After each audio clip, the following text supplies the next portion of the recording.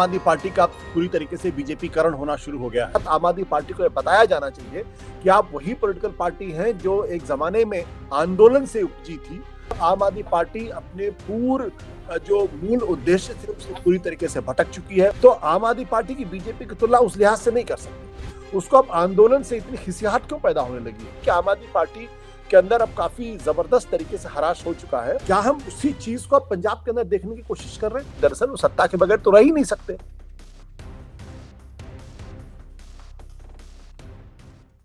नमस्कार, मैं हूं अंकुर और आप देख रहे हैं सत्य हिंदी। आज हम बात करेंगे पंजाब में एक बार फिर से उभरे किसानों और सरकार के बीच तनाव की। संयुक्त किसान मोर्चा और मुख्यमंत्री भगवंत मान के बीच सोमवार को हुई बैठक बेनतीजा रही, जिसके बाद स्थिति और बिगड़ गई। आरोप है कि मुख्यमंत्री ने बैठक के बीच में ही बाहर चले गए, बैठक को छोड़ दिया और इसके बाद पुलिस ने आधी रात को छापेमारी करके कई किसान नेताओं को हिरासत में ले लिया। ये सब उस वक्त हुआ जब किसान 5 मार्च को चंडीगढ़ में प्रस्तावित चंडीगढ़ चलो मार्च और अनिश्चितकालीन धरने की तैयारी कर रहे थे। किसानों का कहना है कि उनकी मांगों को दबाने के लिए सरकार सख्ती बरत रही है। एक किसान नेता ने कहा कि हमारी मांगे सुनने के बजाय सीएम ने कहा जाओ जो करना है करो, और बैठक बीच में छोड़कर चले गए। इसके बाद रात को पुलिस ने हमारे नेताओं के घरों पर छापेमारी शुरू कर दी। अब सवाल ये उठता है, क्या है इस टकराव की जड़? क्या ये आंदोलन पंजाब की सियासत में एक नया मोड़ लाएगा? पहला ही सवाल आशुतोष जी से इस पे बात करेंगे और समझेंगे कि पंजाब की राजनीति अब कौन सी करवट लेने वाली है। आशुतोष जी, क्यों भगवंत मान जी बीजेपी जैसे बीजेपी का एक ऐसी इमेज थी कि बीजेपी छापेमारी करवाती है किसानों पर, उसने जैसा किया, भगवंत मान जी अब ऐसा क्यों कर रहे हैं?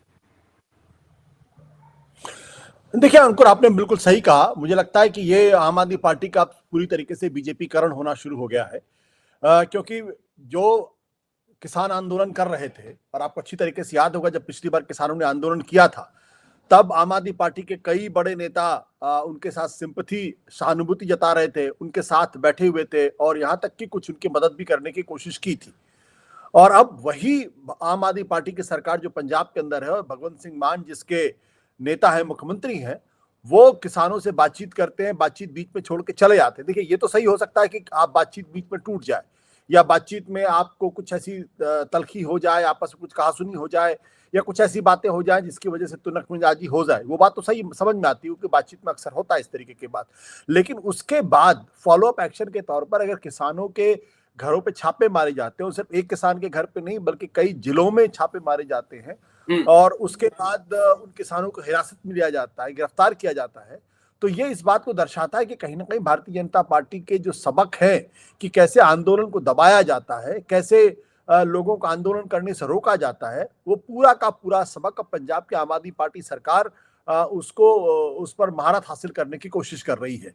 इसलिए इस घटनाक्रम की निंदा भी होनी चाहिए और साथ ही साथ आम आदमी पार्टी को यह बताया जाना चाहिए कि आप वही पॉलिटिकल पार्टी हैं जो एक जमाने में आंदोलन से उपजी थी। अन्ना का आंदोलन, अगर पहले ही दिन अन्ना हजारे को गिरफ्तार कर लिया गया होता या उनको अनशन में बैठने के पहले अगर उनको गिरफ्तार कर लिया गया होता तो शायद जो उभार जनता का दिखाई पड़ा था और जिसकी वजह से बाकी बाद में आम आदमी पार्टी की सरकार बनी, अरविंद केजरीवाल इतने बड़े नेता बने, वो शायद कभी नहीं हो पाता, या खुद भगवंत सिंह मान इतने बड़े नेता नहीं बन पाते, पंजाब के मुख्यमंत्री नहीं बन पाते। तो ये एक तरीके से बहुत निराशाजनक है और साथ ही साथ ये भी दर्शा रहा है कि अब आम आदमी पार्टी अपने पूर्व जो मूल उद्देश्य थे उससे पूरी तरीके से भटक चुकी है, उसका जो मूल स्वरूप था उससे पूरी तरीके से भटक चुकी है और वो पूरी तरीके से बीजेपी के रास्ते पर चलने की कोशिश कर रही है। जब बीजेपी के रास्ते पर चलने की कोशिश कर रही है, जैसा कि आप कह रहे हैं, तो बीजेपी का हाल जो पंजाब में है वो आम आदमी पार्टी का होगा फिर तो?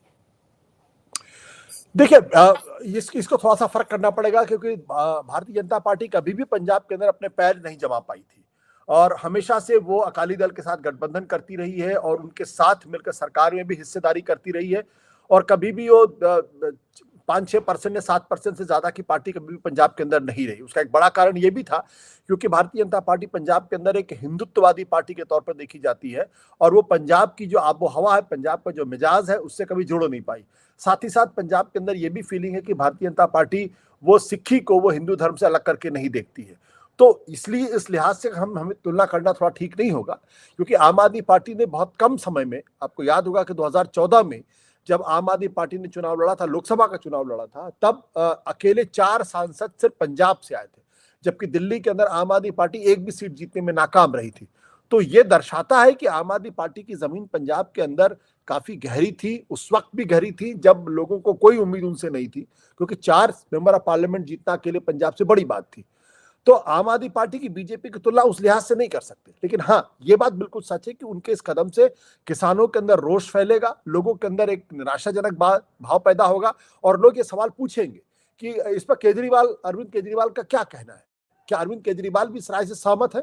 क्या अरविंद केजरीवाल ने या उनके लोगों ने, जब दिल्ली के अंदर गुड़िया जो बलात्कार कांड हुआ था, उस वक्त जिस तरीके से प्रदर्शन किया था, जिस तरीके से गिरफ्तारियां दी थी, अगर उसी तरीके से तो एक सवाल ये खड़ा होगा कि आंदोलन से निकली हुई पार्टी है और सड़क पर आंदोलन करने की परंपरा आम आदमी पार्टी की रही है, उसको अब आंदोलन से इतनी नफरत क्यों होने लगी है?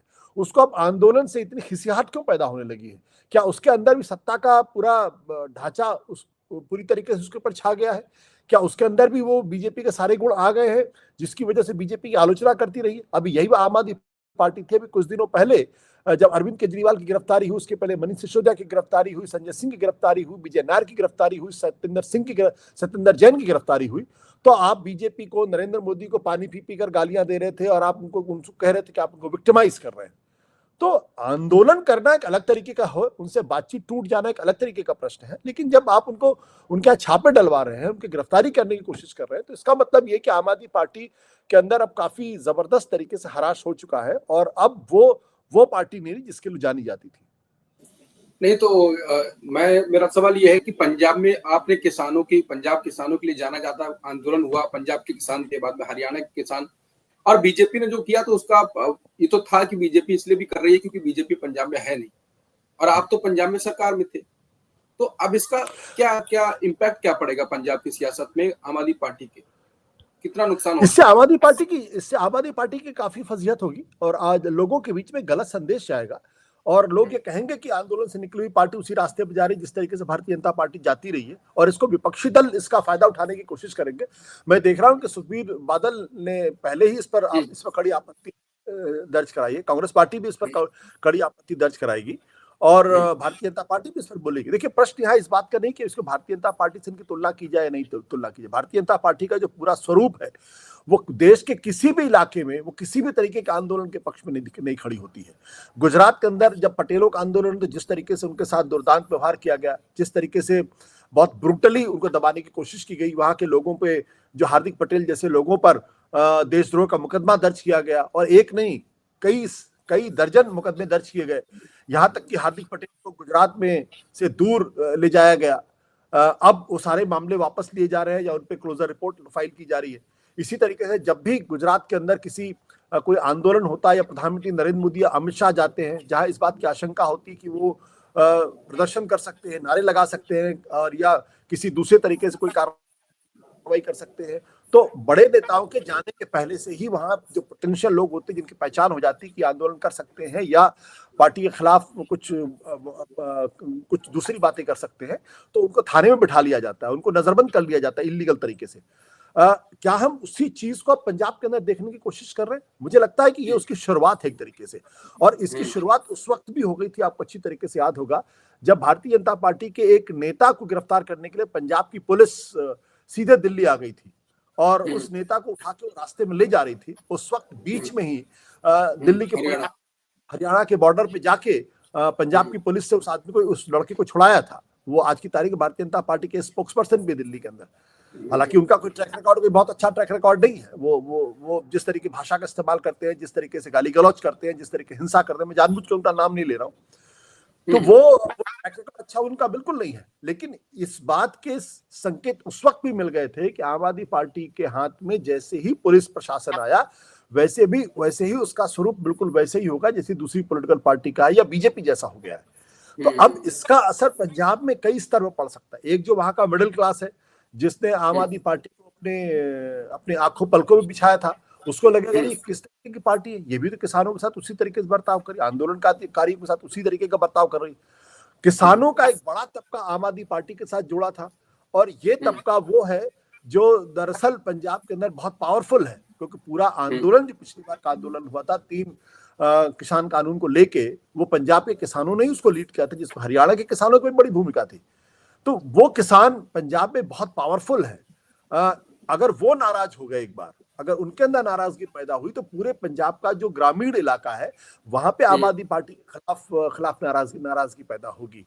और तीसरी बात यह कि आम आदमी पार्टी की जो छवि है अखिल भारतीय स्तर पर, उसको बहुत तगड़ा इससे नुकसान होने वाला है। इसलिए इस पर फौरन एक कोई ऐसी कार्रवाई होनी चाहिए जिससे कि संदेश न जाए कि आम आदमी पार्टी उसी रास्ते पर चल रही है जिस तरीके से बीजेपी चलती रही है या नरेंद्र मोदी की सरकार चलती रही है, और वो उसकी की कोशिश कर रहे हैं। आखिरी सवाल कि ये तो किसान आंदोलन का मुद्दा हुआ, अब ये खबर तो लगातार चल रही है कि क्या केजरीवाल को पंजाब से सांसद बना के भेजा जाएगा। अगर मान लीजिए, क्योंकि अब तो विपासना करने पंजाब अरविंद केजरीवाल जी पहुंच जाएंगे, तो वो विपासना करेंगे, उसके बाद वही राजनीति की वहां विपासना हो गई। तो अगर उनको सांसद बना के भेजा आम आदमी पार्टी ने, तो एक तो किसानों के प्रति ऐसे आप वो कर रहे हैं, आप खुद ही करें कि बीजेपीकरण हो गया, आपका बीजेपीकरण हो गया, और केजरीवाल को भी आप भेज देंगे, फिर तो क्या लगता है कि इसका भी एक उबाल आएगा कि बिल्कुल केजरीवाल को खिलाफ ही आवाज उठेगी और आम आदमी पार्टी को बहुत ज्यादा राजनीति में, चुनाव में सीटों का नुकसान हो जाएगा। तो देखिए, अरविंद केजरीवाल राज्यसभा में जाते हैं, इसमें गलत कुछ भी नहीं है। कोई भी ऐसी चीज नहीं जो कानूनी तौर पर गलत हो या संवैधानिक तौर पर गलत हो। कोई भी आदमी कहीं भी किसी भी राज्य से राज्यसभा में जा सकता है। भारतीय जनता पार्टी हो या कांग्रेस पार्टी हो, सभी अपने अपने बड़े नेताओं को अलग अलग राज्यों से, जहां पे वो नहीं रहते हैं, वहां से वो राज्यसभा जाते रहे। सबसे बड़े उदाहरण तो मनमोहन सिंह थे, जो असम से राज्यसभा में जाते रहे। लेकिन अभी फौरन जब दिल्ली के अंदर वो चुनाव हारे हैं, और ये एक अरविंद केजरीवाल की एक छवि बन जाएगी अगर उनको राज्यसभा भेजने की कोशिश की जाएगी कि दरअसल वो सत्ता के बगैर तो रह ही नहीं सकते, वो कुर्सी से चिपके रहते हैं। और कुर्सी से चिपकने का आलम तो ये था कि जब उनको गिरफ्तार किया गया तब भी उन्होंने कुर्सी नहीं छोड़ी, तब भी वो मुख्यमंत्री के पद पर बने हुए थे, और यहां तक कह रहे थे कि हम जेल से सरकार चलाएंगे, और जेल से सरकार चला के दिखाया भी उन्होंने। तो लोगों के मन में सवाल पैदा होगा कि क्या अरविंद केजरीवाल अब सत्ता लोलुप हो गए हैं कि बिना सत्ता के, बिना पावर के, बिना सरकार के रह नहीं सकते हैं। राज्यसभा में जाने से कोई ऐसा नहीं होता कि कोई बहुत सरकार में आप आ जाते हैं, लेकिन एक संदेश उसका गलत जाता है। हाँ, कुछ समय के बाद आप लोगों के बीच में जाइए, लोगों की बातचीत करने की कोशिश करिए, और फिर अगर आप राज्यसभा में जाते हैं, लोकसभा में जाते हैं, तो बात अलग तरीके की होती है। दूसरी बात क्या है कि इससे एक दूसरा संदेश ये जाएगा कि अरविंद केजरीवाल पंजाब को चलाना चाहते हैं, यानी पंजाब में उनकी सरकार है और वो पंजाब को चलाना चाहते हैं। पंजाब की एक ऐसा मिजाज है जो कभी भी दिल्ली से नहीं चलना चाहता है। वो हमेशा दिल्ली को दिल्ली के तख्त के तौर पर देखता है। और इतिहास में अगर हम जाएंगे तो पंजाब हमेशा दिल्ली के नियंत्रण का विरोध करता रहा है, और उसने कभी भी दिल्ली की सत्ता को स्वीकार नहीं किया है। वो हमेशा दिल्ली से टकराता रहा है। तो दूसरा संदेश ये जाएगा कि आम आदमी पार्टी जो है वो दिल्ली से पंजाब को कंट्रोल करना चाहती है, और अगर ये संदेश गया तो फिर आम आदमी पार्टी के लिए आत्महत्या करने जैसी स्थिति पैदा हो जाएगी, क्योंकि पंजाब कभी इस बात को बर्दाश्त नहीं करेगा। और तीसरी बात यह है कि फिर जो दिल्ली का काडर है वो डिमोरलाइज होगा। उसको लगेगा कि दिल्ली को अनाथ छोड़ दिया, दिल्ली के लोगों ने आम आदमी पार्टी को नहीं चुना, तो अरविंद केजरीवाल जो है दिल्ली छोड़ के भाग गए, और एक भगोड़ा की उनकी छवि बनेगी। तो इसलिए अभी फॉरेन जाने की कोई जरूरत नहीं है, कुछ समय तक रहें, दिल्ली के लोगों के बीच में काम करें, अपनी गलतियों का प्रायश्चित करें, लोगों के बीच में जाएं, उनसे समझने की कोशिश करें कि दिल्ली के अंदर क्यों आम आदमी पार्टी हारी है। और उसके बाद जब एक लोगों के मन में एक अच्छी धारणा बन जाए, तब अगर वो राज्यसभा में जाते हैं तो उसमें कुछ भी गलत नहीं होगा। बिल्कुल। तो बातों 100 बातों की एक बात ये निकली कि आम आदमी पार्टी जिस तरीके से काम कर रही है, सीएम भगवंत मान, और दिल्ली में भी ये आरोप लगे थे कि आम आदमी पार्टी का बीजेपीकरण हो गया है। और दूसरा ये है कि सर ने कहा कि जो आंदोलन से पार्टी निकली थी, जो सत्ता लोलुप अगर वो हो जाएगी तो फिर उसका खामियाजा उसको भुगतना पड़ेगा। किसानों के प्रति अगर आप ऐसा कर रहे हैं तो इसका भी नुकसान होगा।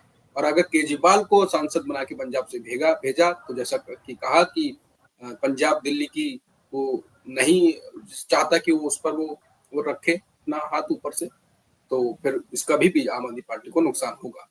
तो अब ये बात यह कि आम आदमी पार्टी को कितना नुकसान होगा, अब ये तो उनके हरकतों से दिखा है और बाकी केजरीवाल की हरकतों से देखेंगे। नमस्कार।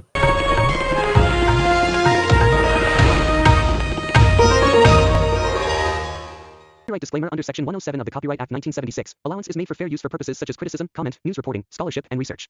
Fair use is a use permitted by copyright statute that might otherwise be infringing.